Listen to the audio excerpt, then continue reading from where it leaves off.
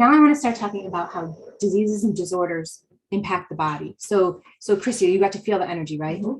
What we don't see when we're working with different diseases and disorders is the point of origin, which is energy in its purest form.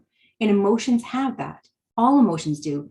If we go from something like shame, like if we in this room just circulated the word shame, amplified by the number of people in this room on that same intention. So let's try it. We're not going to stay in shame for long. And if you're online watching this, we're not going to stay in shame for long, but I want you to just loop it about 12 times in your head and tell me where it goes in your body. Let's loop the word shame and tell me where it goes in your body. Shame. Where's it going in your body? It's going right into my hips. In your hips. And right there, my root and my chakra is right there. Mm-hmm. The whole reproductive zone. Mm-hmm. That whole zone. Do you think that's a coincidence? Nope. No. It is not. Yeah. So where is shame going in your body? In your chest? Heart, chest. In your heart? Heart, chest, yeah. Belly? Solar plexus. Yeah. And then right here too. In the throat. So let's stick with throat for a moment, right? Let's go to throat, because throat very often is tied to thyroid. Energy in the throat, what does the throat represent for us? Your voice. Voice. And when we have energy caught in there, circulating, bouncing, blocking, preventing, locking, imprisoning, it's going to impact all of the organs involved with our throat. So especially the thyroid.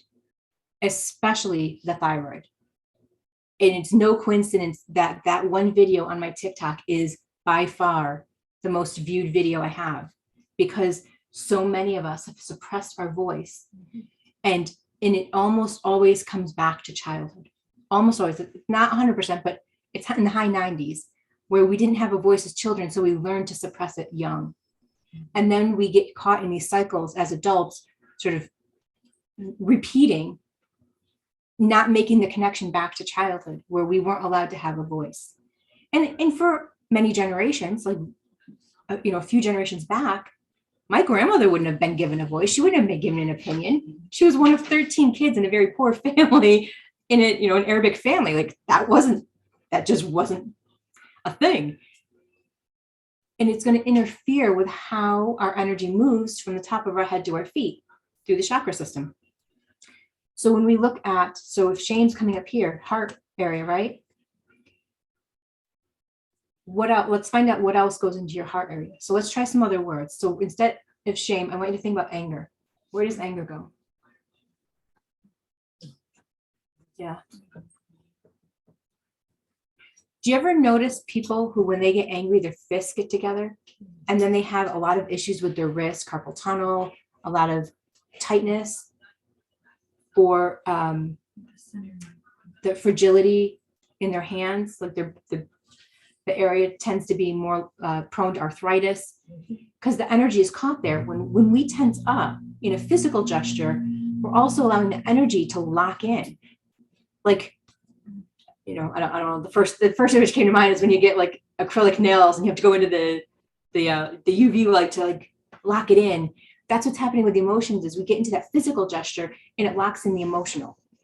And if we look back at some of the things where with the diseases and disorders that we look at, let's think of mental health. We get into this situation that takes away our freedoms. It takes away our ability to, let's say, walk or perform the things that we enjoy doing. Like when I came back from the military, my knees were shot, and I was so angry because I power walked almost all my deployment. I would do 5 miles a night, just like angry, like trying to process stuff. And when I came back and I couldn't walk, like walking 25, 30 feet was like painful to my knees because they've been so injured. And that tool that I had to decompress got pulled away. I was even angrier. And then I had more anger in my knees, and I had more pain in my knees, and it just perpetuated. So very often, so where did anger go? Shoulders and throat, upper arm. Upper arms. Yeah. I felt it in my elbows and in the palms of my hands, along with my heart, but in my elbows. Why elbows and palms? because I feel like that's where I use to defend myself the most, like Yeah. to like Yeah. walk, and defend. So Yeah. it's like that position of having my hands like my arms like this. Very much. I just did a series on TikTok about the word. I'm going to say grapes because I know that it gets filtered through some of the things. But if you take off the first letter and the last letter, the word in the middle, and how many women that I've worked with that have had respiratory issues or like high anxiety, the energy that was here. And I ask, okay, are you in a position to tell me what happened during that event? And they said, yeah, I was held down. So was it bothering the reproductive zone? Yep. But the medical doctors would never have thought to connect this to a traumatic emotional event. So now we have, let's say, fibromyalgia. Fibromyalgia, according to medical doctors, they don't know what it is, what causes it. They don't know, but it's this disorder in the musculoskeletal system.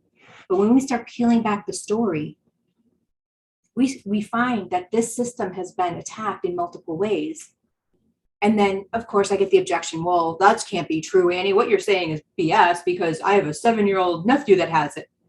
Yeah, and that's how epigenetics goes, is that we can inherit trauma from our family because if, in the simplest form, your grandmother, when she was pregnant with your mother developed the eggs to fertilize you, and that's 3 generations exposed to whatever grandma was processing in her head.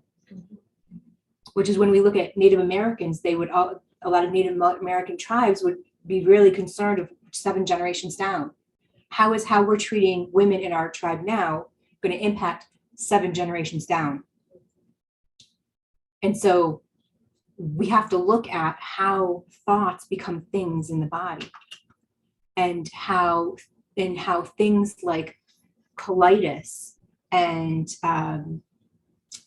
prostate cancer and colon cancer and cervical cancer and lung cancer and liver disease and heart disease were caused by emotions. Now, if someone's a military veteran, they're like, hey, I walked in to a deployment where we were in burning pits.